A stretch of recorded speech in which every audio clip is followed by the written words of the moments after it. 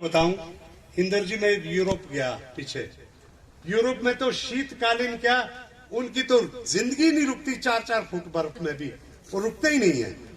हमें तो आज सुविधाएं बढ़ानी है, सुविधाओं को इस ढंग से बढ़ाना है, हीटिंग सिस्टम को इतना बेहतर करना है कि ये जो बाधा पुराने शीतकालीन उस जमाने में था, जो जिस जमाने में कि गाड़ियां गांव तक नहीं पहुंचती थी।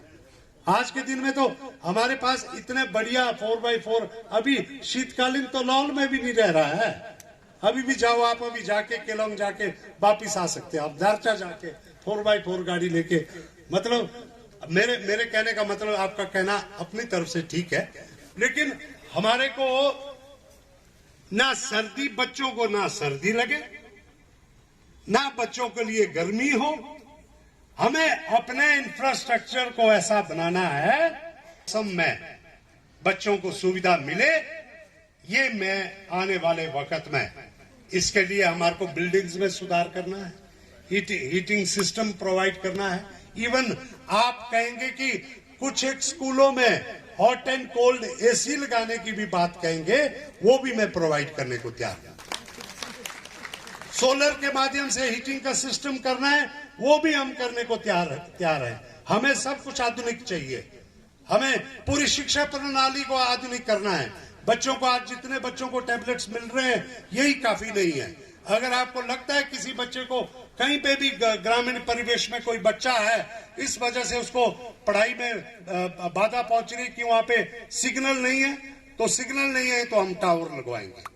अगर सिग्नल है, अगर उसके पास टैबलेट नहीं है, तो हम उसको एक एक बच्चे को हम टैबलेट प्रोवाइड करेंगे। बहुत सारी संस्थाएं हैं, मेरी अपना ट्रस्ट है। अब मैंने शुरू से प्रण लिया है कि मैं जितना भी करूं, मैं अपने तरफ से भी कोशिश करूंगा कि अब मुझे जितना सरकार की तरफ से मिलता है वो भी समर्पित करने की कोशिश करूं। उसके अलावा जो है हमें जो है बाकी इधर उधर से भी हमने पहले भी बहुत कुछ किया है। आप सिर्फ प्रपोजल लाइए, आप मुझे बताइए कि कौन सा स्कूल बनना है, कौन से स्कूल में क्या सुविधा आपको चाहिए, सारी की सारी। क्योंकि प्राइमरी स्कूल में अगर सुविधा मिलेगी, अगर एलिमेंट्री फाउंडेशन बढ़िया होगा, तो तभी अगर किसी भी इमारत की नींव अगर मजबूत हो, तो इमारत तो जितनी मर्जी बढ़ा दो। इसीलिए अब मैं मानता हूं कि हमने जैसे आईसीएसई में पढ़े, तो हमारी बेसिक एक ठीक होने की वजह से हमें आगे दिक्कत नहीं आई। लेकिन हम तो सक्षम थे, कर दिया।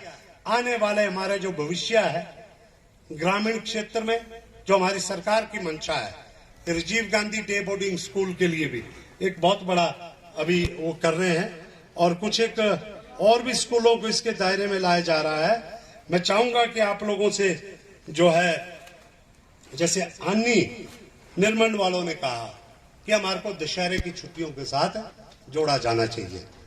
मैं आपको विश्वास दिलाता हूं कि मुझे इसके लिए पूरा प्रयास होगा। और अगले दशहरे तक, मैं इस बारी जब आनी मेले में गया था, तो मैंने वहां पे देखा कि शमश्री महादेव जी को मैंने पूछा, वो देवता के हारियानों को, मैंने कहा जी आप दशहरे में क्यों नहीं आते हैं? बोले जी हम 1-2 बारी आए थे, लेकिन हमारा खर्चा इतना हो जाता है कि हम नहीं आ सकते। मैंने कहा आप मेरे को खर्चा बताइए कितना है? बोले जी 2-3 लाख रुपए।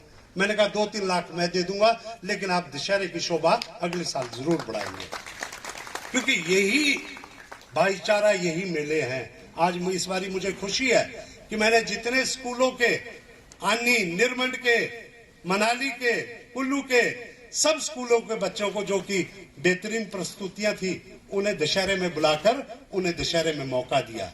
और ये भी पहली बार ही हुआ कि उन्हें